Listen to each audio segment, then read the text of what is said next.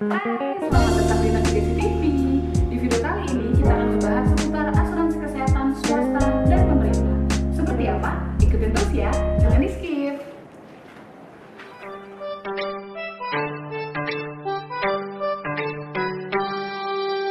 Oke teman-teman, kita sudah bersama narasumber kita pada episode kali ini.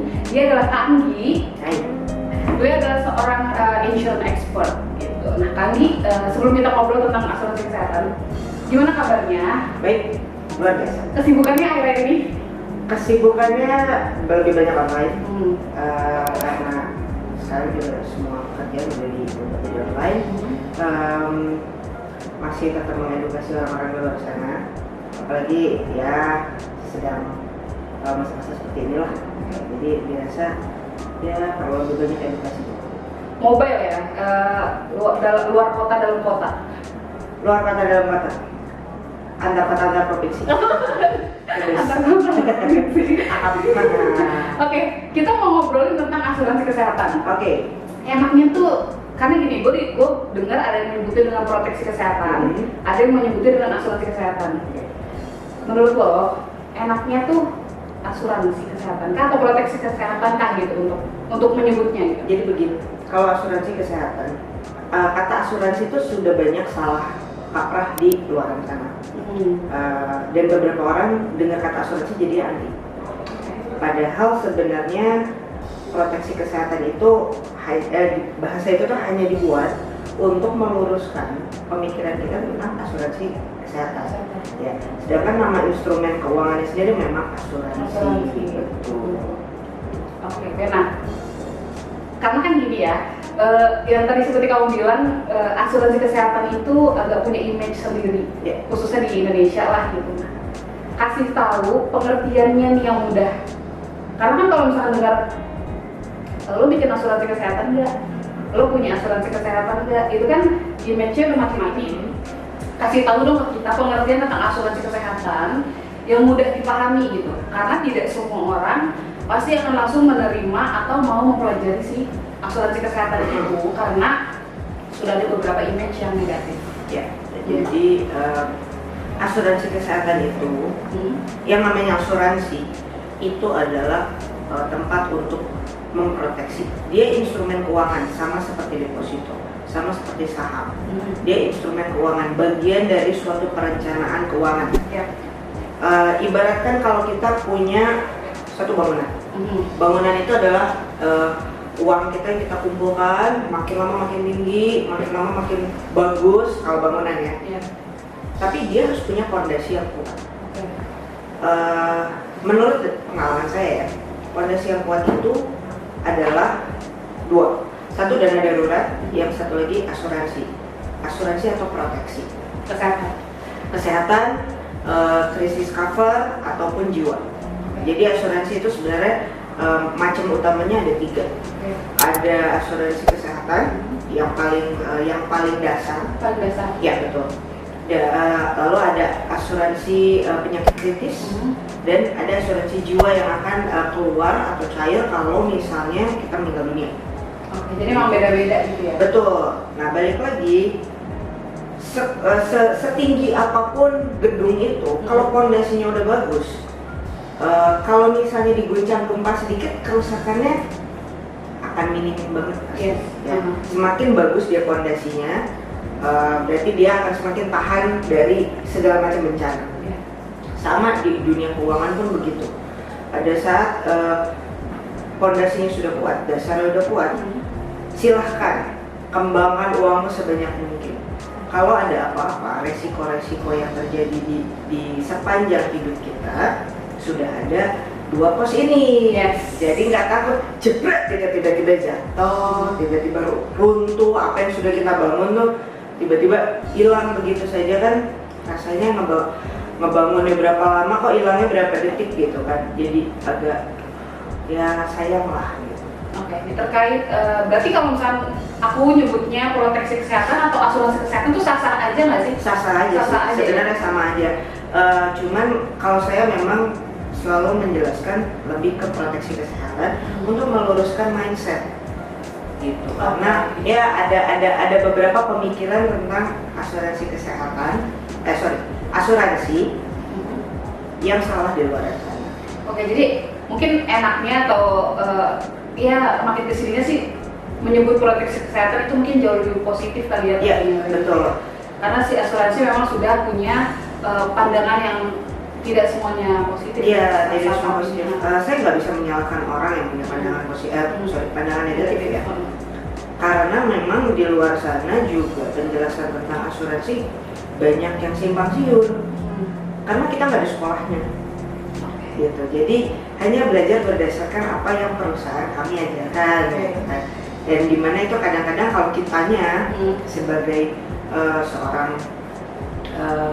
advisor tidak netral posisinya, maka itu akan riskan menjelaskan mispersepsi gitu. Jadi kalau kita juga sebagai advisor nggak mau ngulik produknya, buat saya itu juga akan jadi bumerang suatu hari nanti tiba-tiba ada suatu kejadian dan produk ini tidak bisa memproteksi si nasabah, ya itu bumerang besar sih buat kita ya. Terus kita mau bertanggung gimana gitu. Oh ya, karena kan gini ya, tidak semua orang mau akan langsung membuka open minded sama tentang asuransi kesehatan, atau bahkan juga ya jujur ya, misalkan aku atau teman-temanku di sini juga tentang si asuransi kesehatan kita belum banyak tahu, dan bahkan kita belum tentu mau langsung mempelajari tentang yang namanya asuransi atau proteksi kesehatan. Kira-kira nih, ya kan ibaratnya gini, tentang si asuransi kesehatan atau proteksi kesehatan ini kita harus membuka diri untuk belajar atau untuk cari tahu gitu ya. Kira-kira apa sih yang harus kita perhatiin nih? Kita sebagai pemula gitu kan, mau bikin atau mau punya proteksi kesehatan tuh apa dulu yang harus kita jadi bahan pertimbangan gitu? Nomor satu yang harus jadi bahan pertimbangan itu adalah budgeting sebenarnya. Ya. Kenapa budgeting saya bilang jadi pertimbangan pertama? Karena asuransi itu komitmen seumur hidup.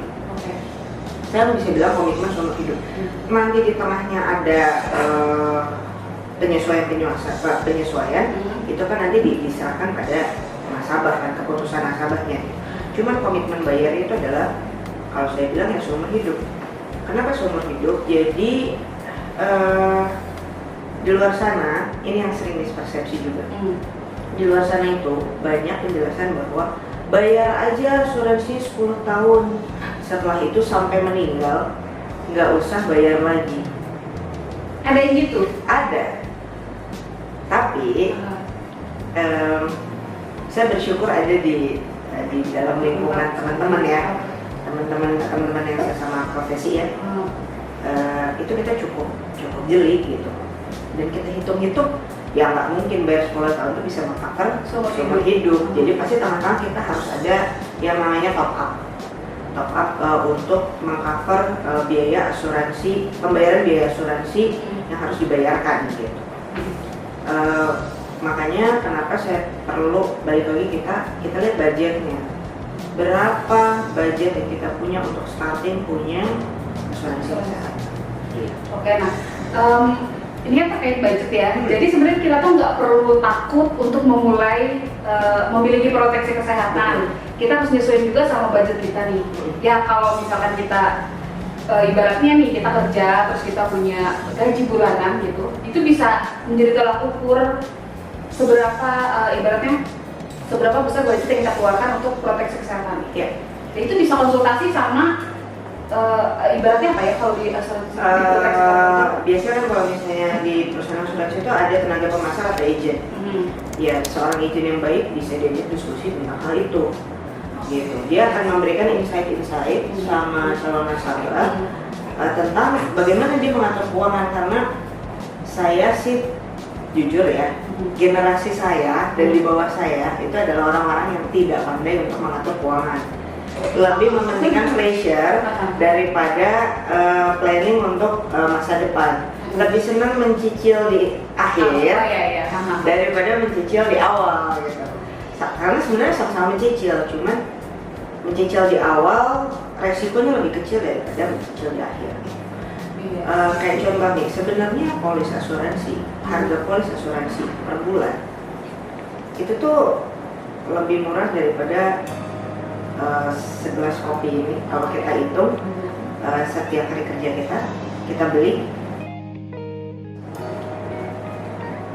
kita bilang begitu ya. Kalau kita tiap hari beli kopi, coba deh dihitung Yes. berapa pengeluarannya dalam sebulan. Dalam sebulan. Ya. Ya. Itu baru kopi. Itu Belum mungkin suka makan. ngopi kan? Iya. Anak-anak jam sekarang kan ngopi terus ngopi. Iya, ngopi apa mah ya?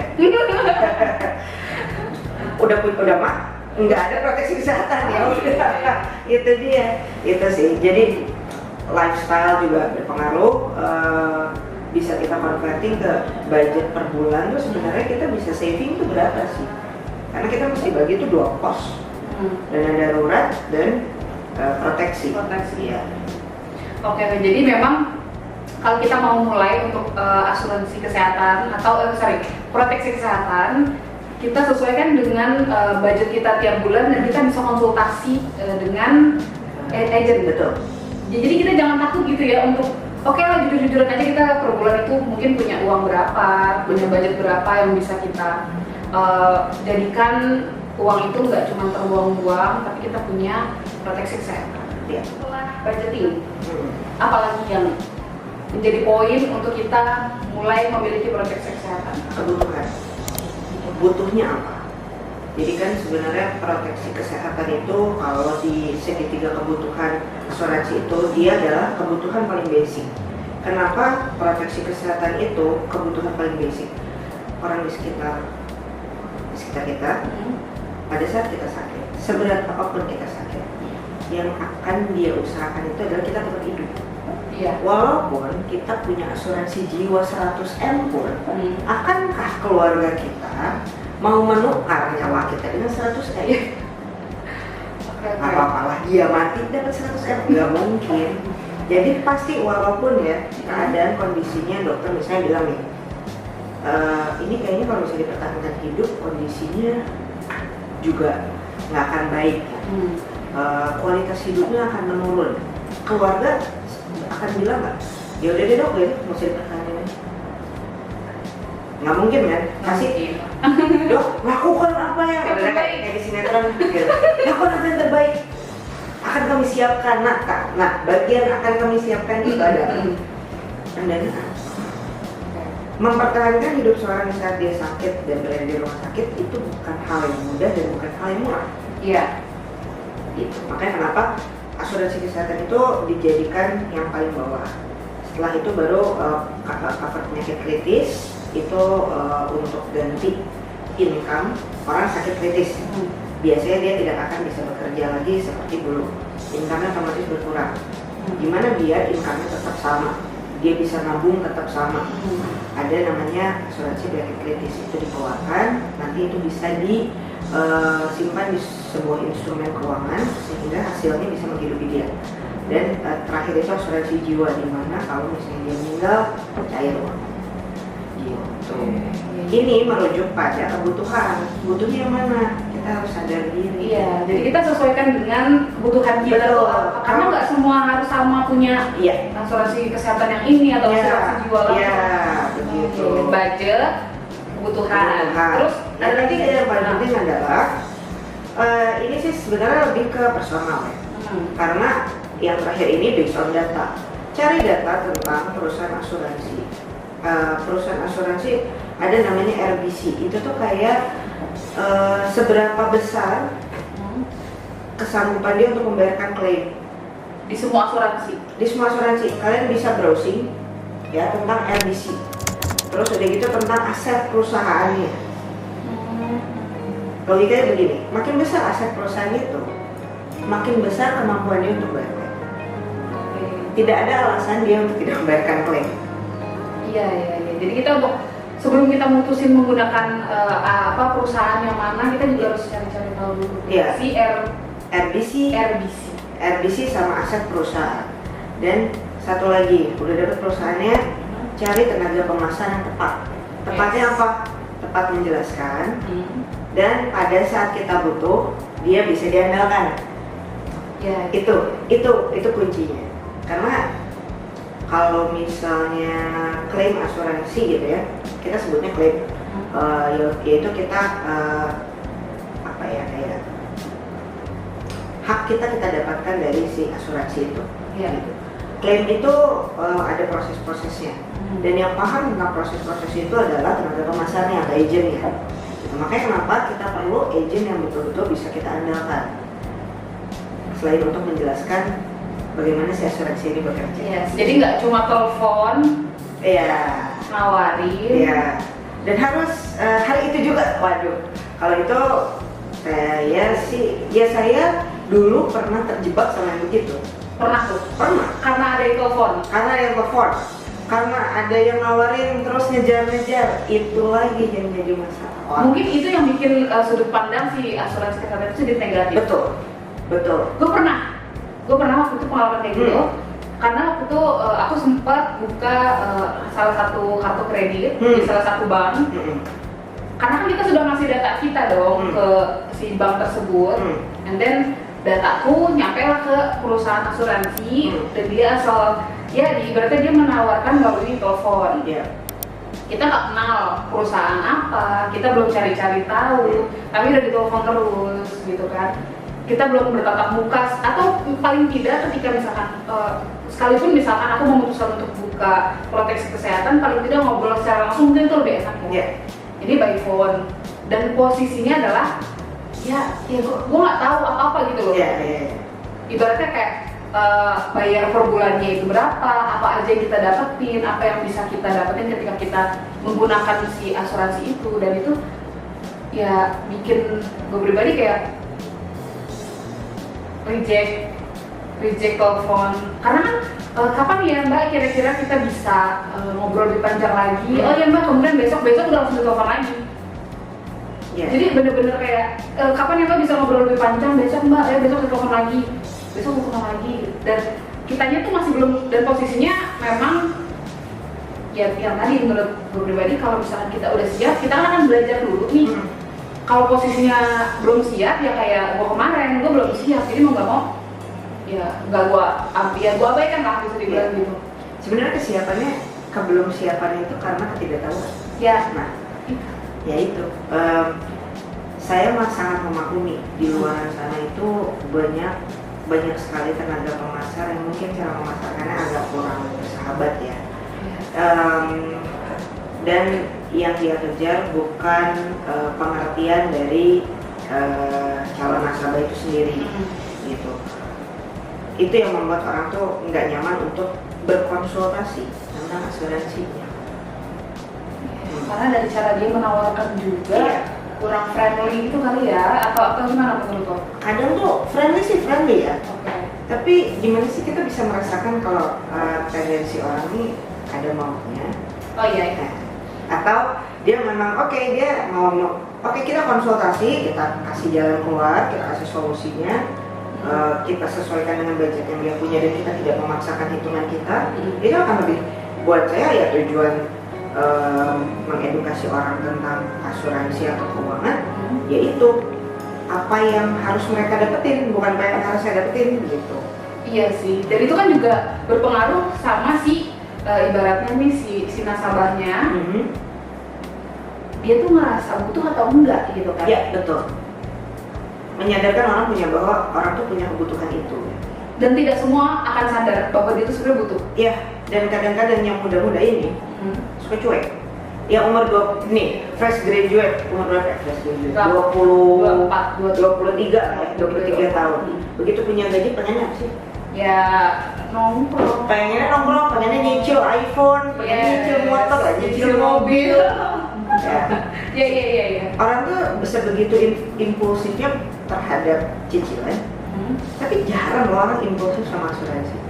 Iya. Karena ya buat saya edukasi mereka dapetin tuh belum tepat gitu. Dan ini sih mungkin ya, karena tidak semua orang, ya mungkin karena ini basicnya adalah dia merasa bahwa yang penting kita tuh menjaga kesehatan aja. Ya kan? Nggak perlu lah proteksi kesehatan, yang penting kita menjaga kesehatan aja, karena kan kita punya proteksi kesehatan kan bayar per bulannya juga lumayan. Iya dong, itu tuh pasti isu-isu seperti itu juga bisa dibilang ya, karena itu dari lingkungan gue juga seperti itu sih. Jadi gue agak sedikit, mungkin karena kemarin gue belum ngeh harus punya proteksi kesehatan, ya karena memang nggak ada edukasinya. Ya. Iya nggak sih? Ya nggak ada edukasi, dan ya itu ya, kadang-kadang kebanyakan orang tuh di luar sana bertemu dengan orang yang salah, kalau kata gue. Salah tuh kenapa? Karena dia tidak mendapatkan edukasi yang seharusnya. Kayak contoh nih, anak muda itu akan merasa dirinya udah gampang sakit. Iya, Ya. masih muda. Masih muda, sikat aja semua YOLO katanya. Begadang. You only live once. Padahal begadang. Padahal begadang. Merokok. Padahal kerjaannya stressful. Yes, lembur. Padahal dia lifestyle-nya, makanan, minumannya sehat benar. Yang ngopi kan tiap hari kan, dia belum mahnya kan, dia belum diabetesnya kan. Kulinernya. Nah, belum kulinernya tuh kolesterol tumbuh dari muda. Kalau kita lihat ya, sekarang berita tentang orang yang sakit parah usia muda, nambah apa berkurang? Nambah? Yang mati muda. Nambah. Hati saya ngagetin loh meninggalnya. Iya. Kalau nggak tiba-tiba yang kita lihat ada beberapa ya public figure yang kita tahu dia adalah orang olahraga sehat, Yes. tiba-tiba cancer, tiba-tiba diabetes. Pemusik kayaknya sehat ya, masih umur 30-an ternyata dia diabetes. Kenapa? Ya itu, orang tuh you only live once, sikat aja. Padahal ya sebenarnya punya proteksi dari muda ada umur. Harganya lebih murah. Wow. Bisa beda 200.000 Per bulan. per bulan dengan fasilitas yang kita dapatkan sama.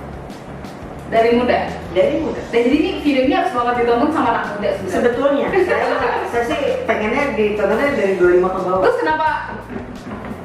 Gemas dia. Kenapa lulus bisa nggak sih kita punya proteksi kesehatan terus sejak kita sekolah atau baru lulus sekolah SMA, SMP, SMA gitu? Proteksi kesehatan itu bisa dibuat setelah bayi itu berumur 30 hari atau 1 bulan. Kalau gitu bikin dari pas baru lahir Ya, bisa. bisa. Dan gue baru tahu 27 tahun kemudian. Tapi ya nggak apa-apa sih. Banyak banget kok orang yang belum punya awareness tentang insurance Oke. di luar sana. Jadi ya waktunya kita belajar, harus mau belajar. Ada juga yang gini nih, apa namanya? Jadi gini, ya ini ambil contoh keluarga terdekat di lingkungan gue deh. Kita itu dari kecil sudah terbiasa karena memang sudah punya, kalau dulu namanya asuransi kesehatan dari yang pemerintah. Karena kan memang kalau untuk orang-orang yang bekerja di pemerintahan, kalau dari zaman dulunya itu kan punya asuransi kesehatan yang membackup seluruh keluarganya. Sehingga si anak-anak ini sampai dengan dia sekolah itu kan karena ya sudah punya proteksi kesehatan pemerintah dari orang tua. Itu kan berarti dia udah punya sisi tenang dong, dia sudah punya proteksi kesehatan kan. Sampai dia sekolah, lulus sekolah kan sudah ditanggung nih. Dan tidak semua langsung membuka proteksi kesehatan pemerintah langsung otomatis mandiri. Tapi ada juga yang selama aku punya proteksi kesehatan nggak pakai kayak gitu kan. Ya dong, jadi mungkin itu juga menjadi salah satu faktor kenapa tidak semua langsung membuka mindset atau mau mempelajari tentang asuransi kesehatan swasta. Ya terlepas dari swasta atau pemerintah, karena kan yang untuk asuransi pemerintah pun belum tentu semua punya loh. Iya sih, betul. Banyak dari teman-teman aku pribadi pun, jangankan yang swasta, yang pemerintah juga dia masih belum mau buka secara mandiri. Cuek, karena memang kalaupun kita tanya kenapa kok nggak melanjutin secara mandiri setelah sudah tidak ditanggung oleh orang tuanya, ya karena kemarin punya juga nggak kepake kok, nggak sakit. Ada yang kayak gitu. Ada yang kedua, oh iya mungkin entar terus nih, entarnya udah bertahun-tahun. Pada akhirnya dia belum punya asuransi kesehatan baik itu pemerintah ataupun swasta. Ada yang kayak gitu kok. Jadi itu yang bikin, oh iya mungkin memang ada faktor-faktor yang bikin tidak mau mempelajari tidak mau buka proteksi kesehatan juga secara mandiri. Ya, menurut lo? Kalau kata gue gini ya, sebenarnya asuransi yang pemerintah sudah buat sekarang, asuransi kesehatan ya, yang sudah pemerintah buat sekarang itu bagus banget. Kenapa gue bilang itu bagus? Karena cuma dia yang bisa mengcover rawat jalan murni tanpa rawat inap. Tanpa rawat inap? Ya, hanya asuransi kesehatan pemerintah sekarang. Terus melahirkan, gigi, itu semua tercover di situ. Nah tapi gini, asuransi pemerintah ini itu kan kalau untuk orang yang bekerja di suatu perusahaan itu kan sudah di backup, bukan di backup ya, dikumpulkan oleh perusahaannya, sehingga karyawan itu terdaftar menjadi ibaratnya nasabah asuransi kesehatan pemerintah. Tapi juga dia belum tentu tahu apa aja yang dia dapetin. Setuju gak sih? Setuju banget. Karena gue gitu. Pasti punya pengalaman ya? Karena gue punya pengalaman, jadi ya karena gini, mungkin sedikit sharing aja. Ketika kita sudah punya asuransi kesehatan, baik itu pemerintah ataupun swasta, kita udah punya titik tenang. Walaupun ya terlepas dari itu berapa biaya per bulannya, yang penting kan udah punya, ketimbang nggak punya sama sekali, iya dong. Jadi jangankan yang swasta, yang pemerintah aja misalnya belum punya, gue nggak paham sih. Ibaratnya ya oke lah, terlepas dari apa ya disebutnya, dia bisa dibilang mampu atau tidak untuk membayar asuransi itu, terlepas daripada itu. Tapi ketika memang kita sudah punya, itu kan ada fase titik, oh tenang nih udah punya asuransi kesehatan. Sekali itu memang menjaga kesehatan itu penting. Tapi kan menurut gue itu dua hal yang berbeda, antara kita menjaga kesehatan sama punya proteksi kesehatan. Nah permasalahannya untuk kita yang sudah tercover sama kantor kolektif, jadi gaji per bulan dipotong dong dari kantor, dipotong sekian persen untuk membayar proteksi kesehatan pemerintah. Itu biasanya di cover sama perusahaan kantor atau perusahaan masing-masing gitu. Tapi itu kita nggak tahu yang kita dapat apa, pelayanannya seperti apa, karena kan kita cuma tahu nanti berobat pakai kartu ini, kelasnya ini, udah pokoknya jatahnya satu kamar sekian harganya gitu kan. Nggak tahu sampai situ. Jadi cuma tahu sudah punya asuransi kesehatan pemerintah, jadi ketika sakit berobatnya pakai itu, dan itu udah punya kayak mungkin itu juga yang bikin mungkin entah ya aku sendiri atau mungkin teman-teman di luar sana yang merasa bahwa kita nggak perlu lagi cari tahu tentang asuransi. Nanti sih bagian itu gue ngerti banget. Jadi saat orang sudah dapat fasilitas entah itu dari kantor atau sudah mengambil asuransi yang dikasih sama negara ya, itu orang sudah merasa punya kok, begitu bayarnya nggak kerasa ceritanya. Ya karena kan langsung terpotong. Walaupun sekarang iurannya naik kok, lumayan ya. Gitu. Jadi sebenarnya kerasa nggak kerasa ya balik lagi kita, cuman kita harus berpikir bahwa sebenarnya asuransi itu adalah satu instrumen di dalam perencanaan keuangan. Jadi kalau kita udah mindsetnya udah perencanaan keuangan itu harus ada apa aja nih, kayak tumpeng tuh syaratnya lauknya ada apa aja sih, itu tuh harus harus penuhi gitu si syarat-syarat itu. Salah satunya adalah punya asuransi yang bisa mengcover kita dalam keadaan apapun.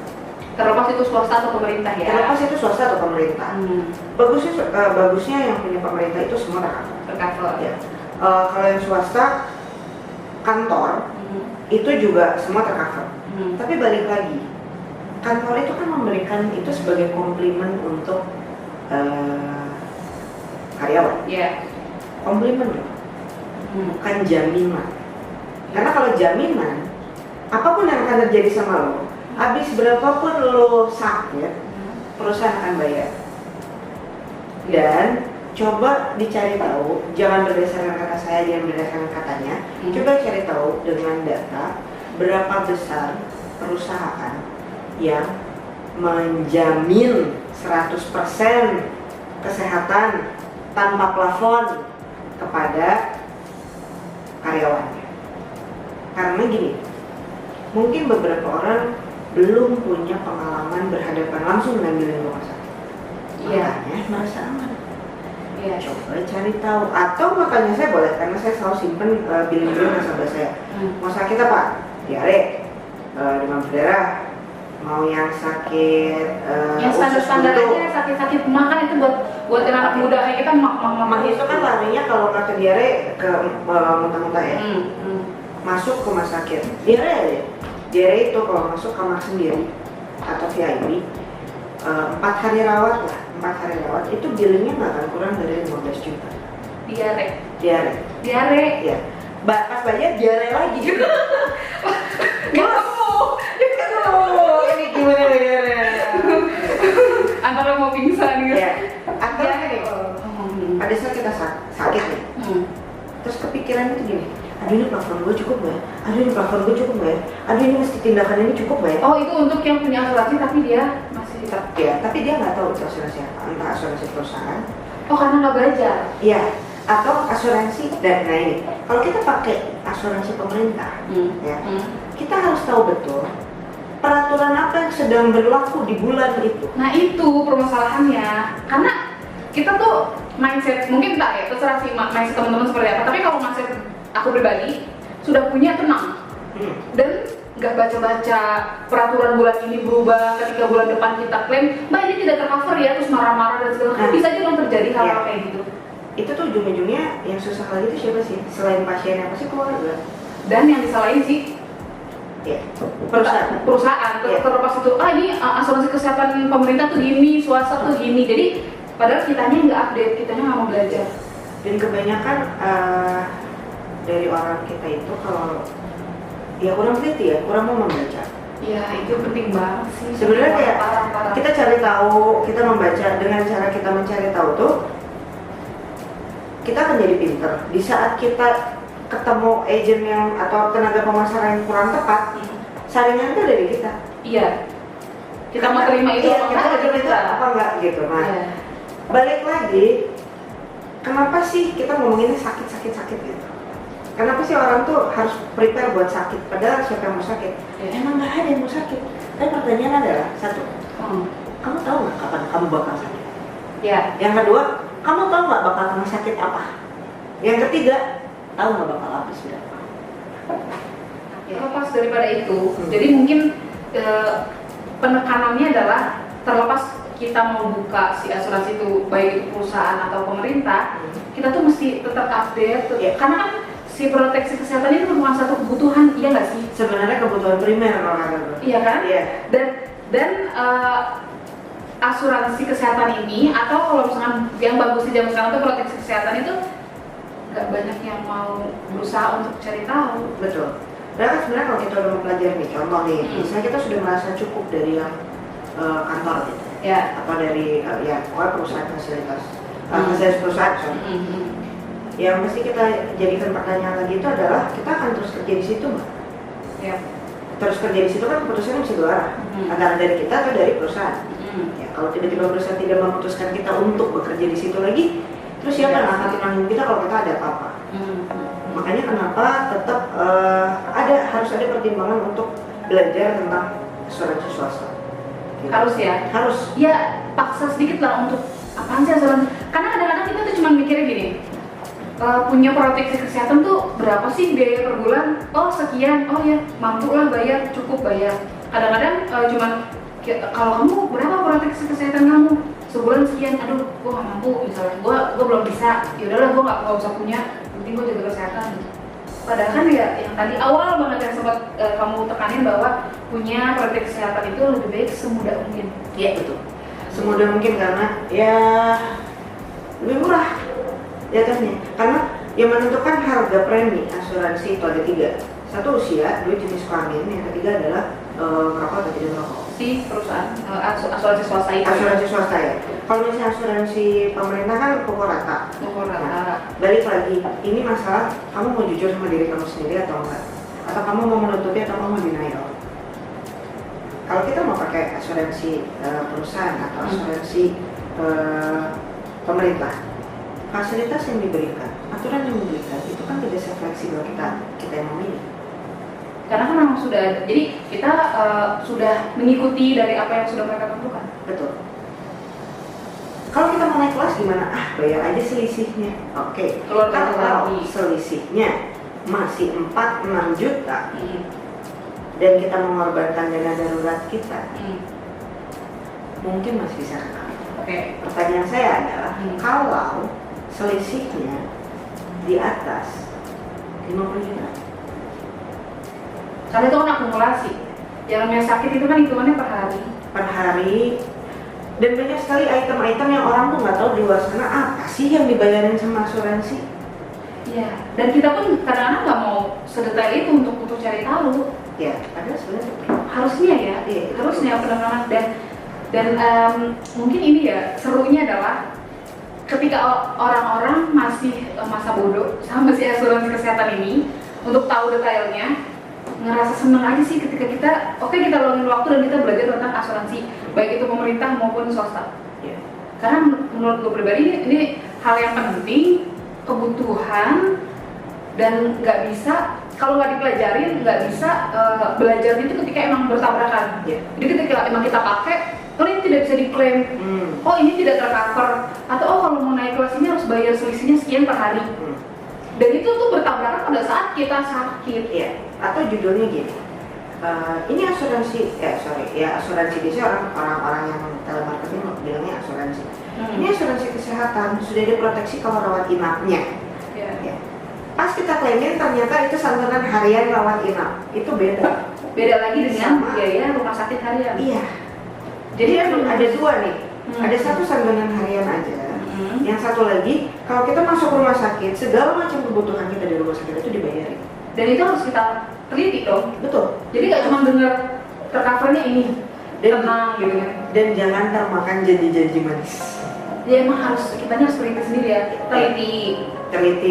Terus harus mau. Jadi gini, yang perlu diperhatikan itu adalah nomor satu adalah ada plafon nggak di dalam asuransi itu? Ada batasan swasta ya? Swasta ataupun fasilitas di kantor. Plafonnya itu berapa? Ukurlah pakai nalar kali. Plafon itu per tahun? Per tahun. Ada beberapa asuransi yang per tahun per penyakit. Jadi misalnya untuk diare dalam setahun itu plafonnya 10 juta untuk aneka perawatan.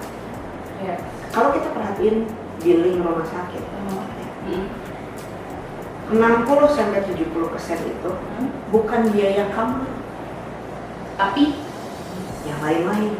Pemeriksaan radiologi, pemeriksaan laboratorium, obat-obatan, alat kesehatan yang kita pakai. Kalau misalnya kita diinfus yang ada pakai komputer kecil di samping, yang tiba-tiba suka bunyi berisik, itu sewa loh kita per hari. Dari 45.000 sampai 250.000 per hari. Belum nanti kita mesti oksigen itu ada hitungannya. Bayar per kubik kalau nggak salah. Jadi kebayang nggak yang kayak gitu-gitu, terus kayak handskun tuh glove perawat itu kita yang bayar. Dihitungnya begitu masuk kamar langsung bayar sebox. Padahal dipakai sebox nggak? Belum. Dan hal kayak gitu kita nggak tahu. Jadi tapi gini. Mungkin poin-poin dasarnya ketika kita bukan tidak mau ya, dalam arti untuk mempelajari tentang asuransi kesehatan baik itu pemerintah maupun swasta, hal-hal yang semacam tadi plafon, itu kan hal-hal dasar banget nih. Terlepas dari kita tahu rinciannya si rumah sakit lagi, karena kan tidak semua orang pada akhirnya mau ya udahlah berapapun itu biaya si rumah sakit, yang penting kan bayaran aku per bulan sekian dan aku masih sanggup lah untuk bayar. Tapi kan selain si plafon per tahunnya itu ada hal-hal lain lagi yang harus kita perhatikan kan. Tapi mungkin bisa jelasin Kak sama kamu yang untuk yang masih masih awam. Iya. Itu nomor satu adalah kalian tuh harus tahu fasilitas kesehatan apa yang kalian dapat. Kalau untuk milih gitu ya, untuk bikin awal kan. Terus udah gitu yang kedua adalah adanya plafon atau tidak. Walaupun kadang-kadang gini, judulnya suka dibayarkan sesuai tagihan, tapi suka ada tanda kurung. Jangan kayak di bawah itu. Kalau dibayarkan sesuai tagihan, tidak ada tanda kurungnya, aman. Satu lagi yang harus dilihat, plafon tahunannya. Percuma kalau dibayar sesuai tagihan, tapi plafon per tahunnya cuma 100 juta, nggak cukup. Buat saya nggak cukup. Ya, buat saya nggak cukup. Karena saya pernah punya pengalaman dengan billing besar. Iya. Di atas 500 jutaan. Dan memang kita kan juga nggak tahu kita sakitnya apa dan berapa, ya itu kan? Kalau dilihatnya billing yang di atas 500 itu, usia orang itu pada saat sakit, usianya berapa? 29 tahun. Dia menyangka bahwa bakal sakit itu sama sekali enggak. Orang dia masih kerja, masih apa? Nggak tahu ya. Hal-hal yang kayak gitu kan terkait kesehatan emang siapa yang bisa prediksi? Nggak ada yang bisa prediksi, kan? Ya, makanya itu unpredictable, uncountable. Yes. Itu yang kenapa kita harus siap-siap untuk ini. Asuransi itu uang kecil untuk bayar uang besar. Iya. Sebenarnya. Dan perlu diluruskan lagi, fungsi proteksi atau asuransi ini tuh kayak kalau kalian punya rumah besar, maling lebih senang ngejar rumah kecil rumah besar. Ya, ibaratnya kalian punya rumah besar bagus ya. Ibaratkan rumah itu adalah investasi kalian. Ya. Terus untuk melindungi dari kemalingan, kalian pilihannya dua, mau mempekerjakan security atau mau pelihara anjing terlatih. Ya. Dua-duanya sama-sama digaji loh, cuma bedanya security digaji tiap bulan, anjing terlatih harus dibayar segala macam keperluannya, makan apa segala macam. Tapi kalau dalam 1 tahun itu ternyata nggak ada maling, bahkan nggak ada maling yang mencoba untuk masuk, kamu minta balik nggak gaji security? Ya enggak. Kamu suruh kayak itu anjing muntahin lagi makanannya. Iya sih, dari hal-hal seperti itu. Iya, jadi kita bukan bilang rumah sakit di sini rampok ya, tapi ini tuh ibaratnya aja. Itu kan tidak terduga datang mengambil apa yang kita punya, dikuras sama mereka, terus kita nggak punya persiapan. Misalnya contoh, kita bayar premi, anggaplah bayar premi 750.000 atau 500.000 sebulan gitu ya ceritanya. Setahun berapa sih? 6 juta. Untuk dapat plafon berapa sih? 3M. Dan masing-masing asuransi swasta itu punya plafon yang berbeda. Betul, punya plafon yang beda-beda, tapi nggak akan jauh-jauh dari situ. Maksud saya tuh kayak tetap aja apa yang kita bayarkan kan apa yang kita dapatkan itu jauh banget, nggak sebanding sebenarnya kalau kita hitung-hitungan fair ya. Terus udah gitu ada beberapa orang yang mikir, ya tapi kan saya nggak pernah sakit, ya tapi kan nggak ada juga orang yang mau sakit. Iya. Sakit itu kebayar aja nggak enak, apalagi nggak kebayar. Dan mungkin sekalipun dia menjaga kesehatan, pola hidupnya dijaga, tapi tetap di luar sana mungkin orang-orang yang sehat itu pun tetap punya asuransi kesehatan. Karena mungkin mereka itu tahu gitu pentingnya asuransi kesehatan. Oke, kita menjaga kesehatan, clean eating, apa segala macam, lu nyebrang tabrak mobil beda cerita. Yes. Itu mau udah bukan urusan lu mau clean eating, mau apa ya ketabrak bajai mah ya apes namanya gitu. Ya, bukan masalah kita menjaga kesehatan loh. Kalau itu tuh ada semacam hal-hal yang itu udah di luar kuasa. Iya sih ya. Iya. Emang karena yang namanya proteksi kesehatan itu nggak bisa kita plok sama gitu loh. Iya. Oke, menjaga kesehatan terus pada akhirnya dia sehat nggak bisa gitu juga ya. Kesenggol beca gitu. Kesenggol beca, kejeduk, perdarahan otak. Ya, beca nggak seberapa kan. Padahal itu udah clean eating katanya. Iya. Udah sehat ya, nggak mungkin tiba-tiba bisa babon tersembuh juga gitu. Jadi ya, untuk menjaga resiko-resiko yang benar-benar tidak terduga. Ini si asuransi pemerintah yang tadi. Kalau asuransi swasta ini kita ngebahas si asuransi swasta lagi. Ada isu juga yang bilang bayar per bulannya itu makin mahal. Itu hitungannya menurut kami sendiri itu gimana sih? Maksudnya bayar per bulan? Bayar premi per. Jadi kan kalau di asuransi swasta itu kan bayaran bulanannya disebutnya premi ya, betul. Jadi ada juga isu-isu yang bilang bayar per bulan itu makin naik. Nah, jadi perlu kita ketahui dulu bahwa ada dua macam asuransi. Ada asuransi tradisional, ada asuransi unit link. Nah, kalau asuransi tradisional ini bukan bayaran per bulannya, tapi bayaran per tahunnya, itu akan meningkat bersama peningkatan umur. Oke, jadi nambah mahal, bukan nambah mahal, naiknya itu per tahun. Naiknya per tahun. Nah, kalau yang unit link ini flat. Rata. Ada maksimalnya nggak tuh sampai sekian tahun rata nanti ujung-ujungnya naik atau nggak ada. Itu tidak ada ketentuan yang mengikat ya tentang akan ada repricing, ada kalau di asuransi namanya repricing. Repricing bisa terjadi kalau inflasi. Iya, kalau kita udah ngomongin inflasi itu global banget berarti. Kalau kenaikan global ini udah nggak ketahan sama perusahaan asuransi, dia boleh melakukan yang namanya repricing atau menaikkan premi. Tapi saya punya nasabah-nasabah lama ya, memang pindahan ya. Mereka udah bayar 10 tahun, udah bayar 12 tahun, bayarnya tetap segitu. Preminya nggak ada kenaikan. Mereka memang ambil produk unit link gitu.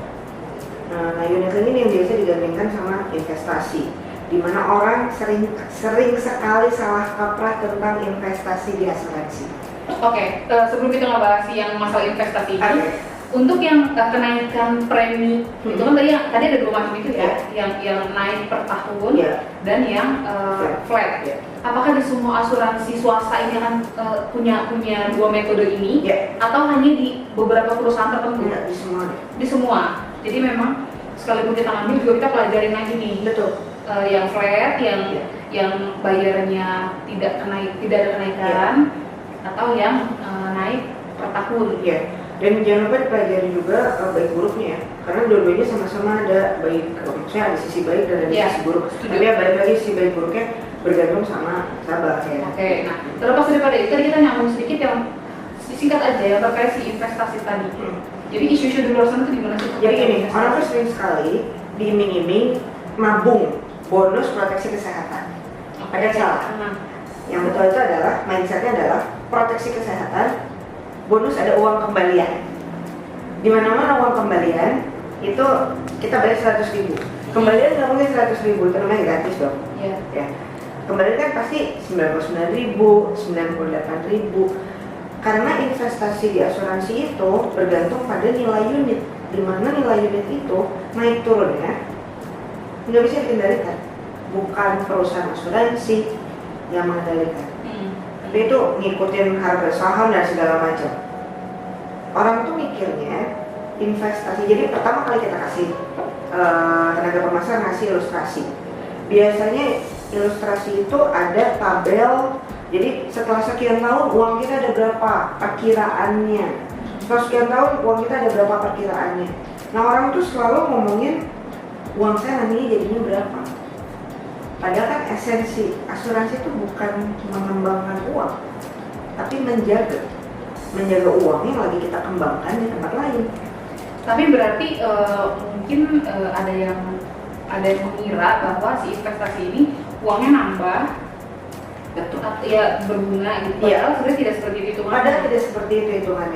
Jadi emang istilahnya itu mesti dipahami benar-benar sama si nasabah, agar tidak tahunya nanti di ending dikira uangnya tuh gini, dikira uangnya gini.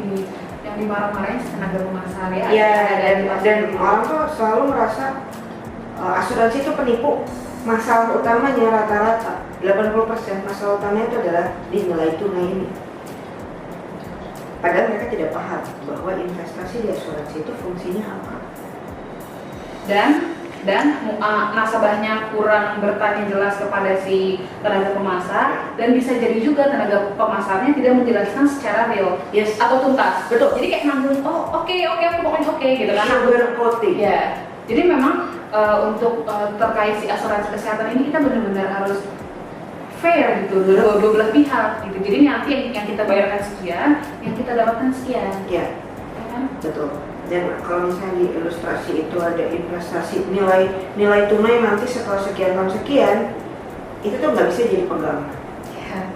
Gitu, nggak bisa deh. Nah balik lagi tadi banyak klaim ya.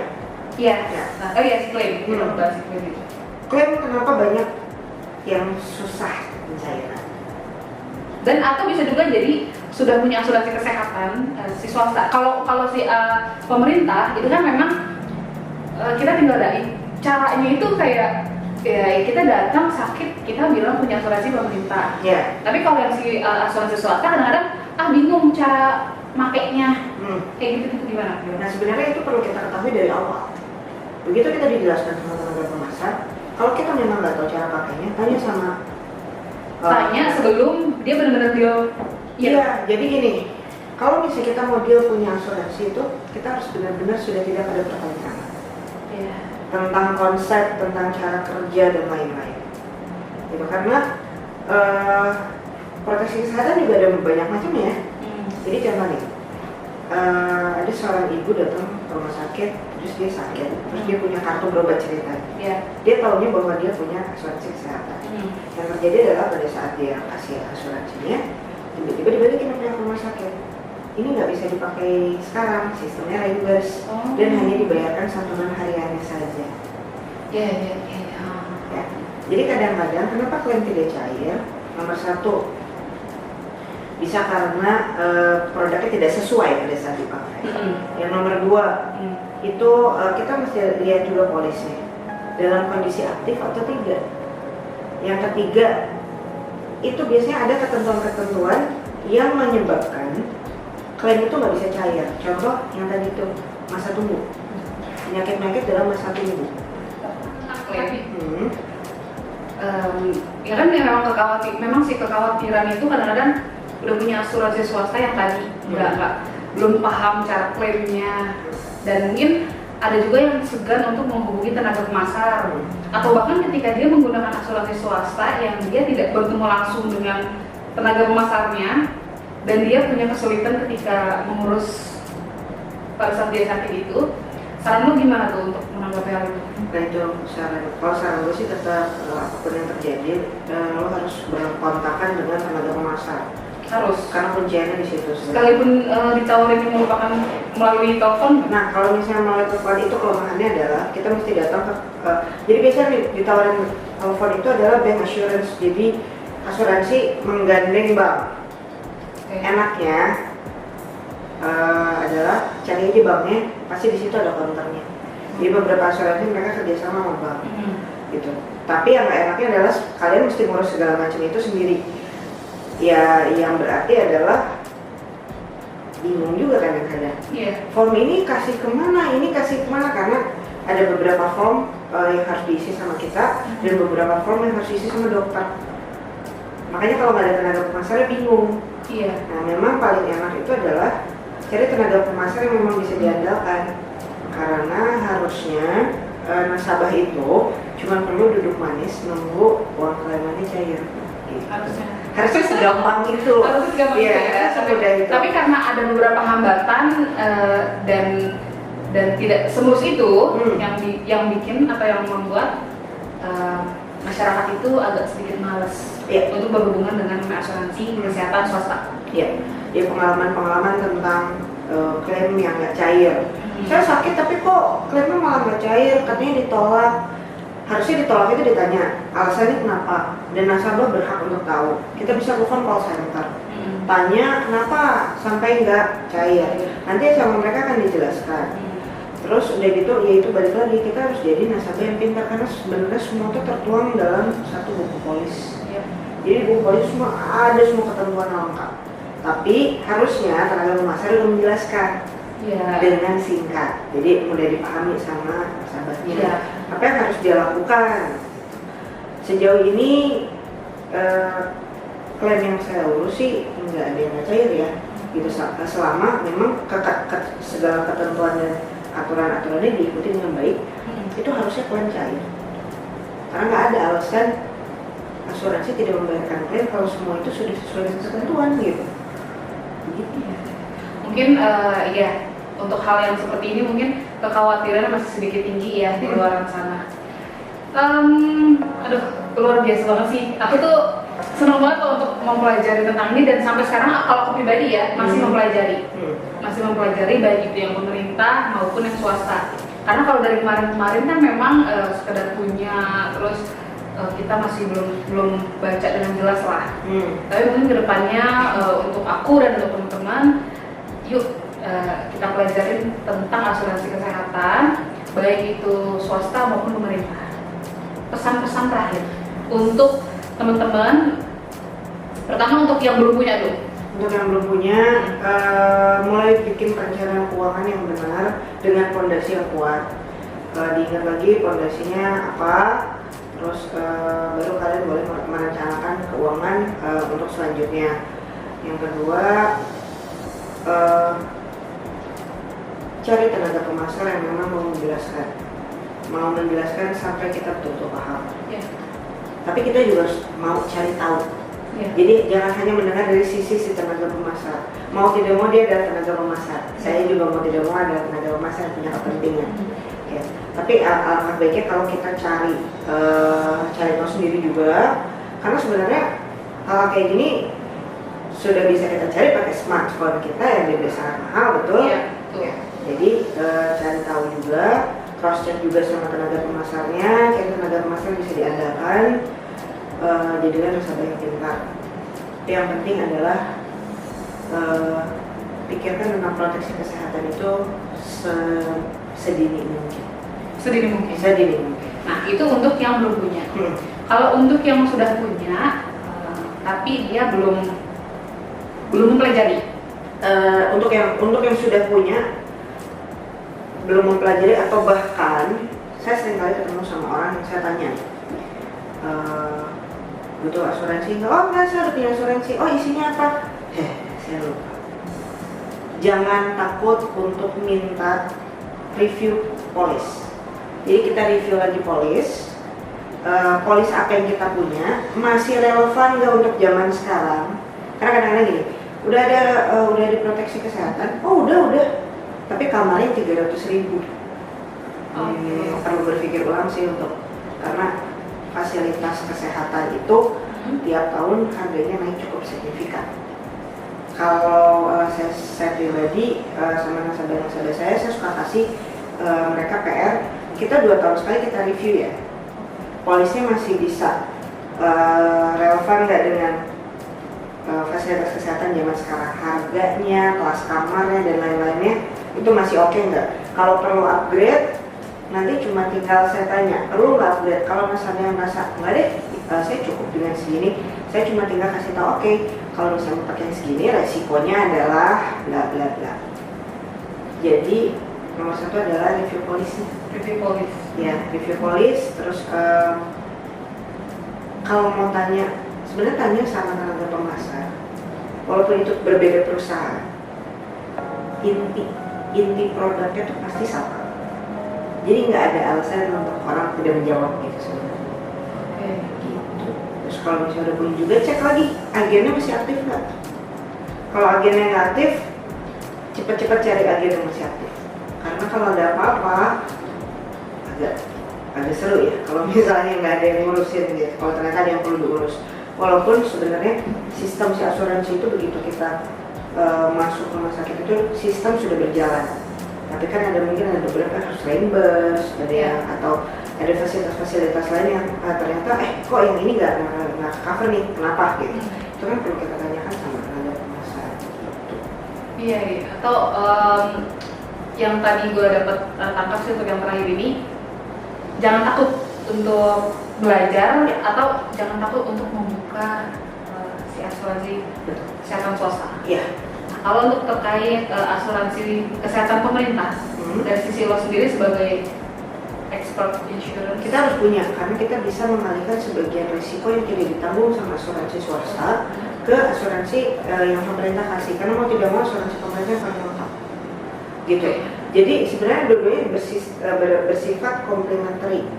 Jadi rawat jalan bisa kita alihkan ke punya pemerintah, melahirkan bisa kita alihkan ke pemerintah, gigi juga, perawatan gigi bisa kita alihkan ke pemerintah. Tapi kalau kita perlu rawat ini, saya rasa ya sudah biarkan itu jadi tanggungannya asuransi swasta, karena biasanya biayanya unpredictable.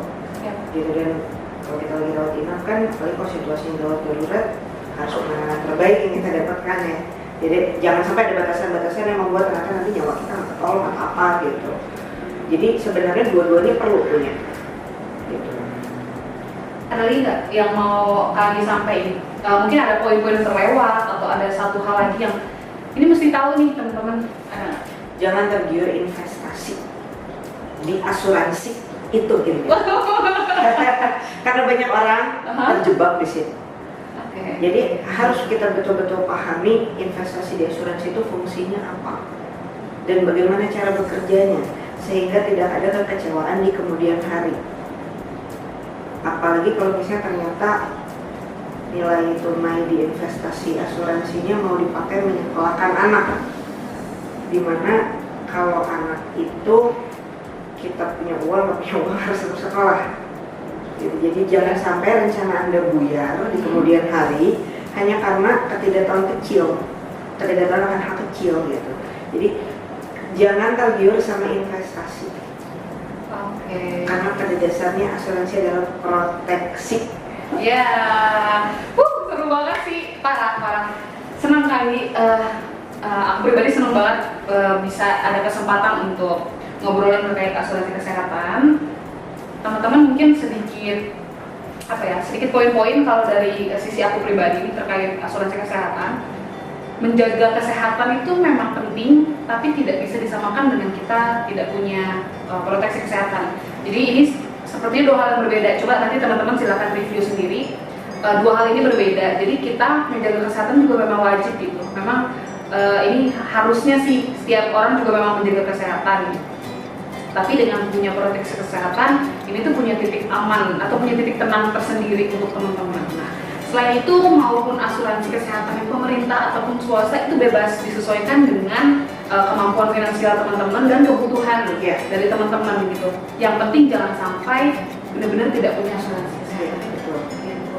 Coba yuk kita sama-sama setelah nonton video ini kita sama-sama belajar nih tentang apa itu asuransi kesehatan, baik yang pemerintah ataupun yang swasta. Jadi kita tidak perlu menanamkan mindset yang terlalu negatif dengan hal-hal asuransi kesehatan, karena biar bagaimanapun kita juga pasti punya sisi keuntungan masing-masing dengan punya asuransi kesehatan.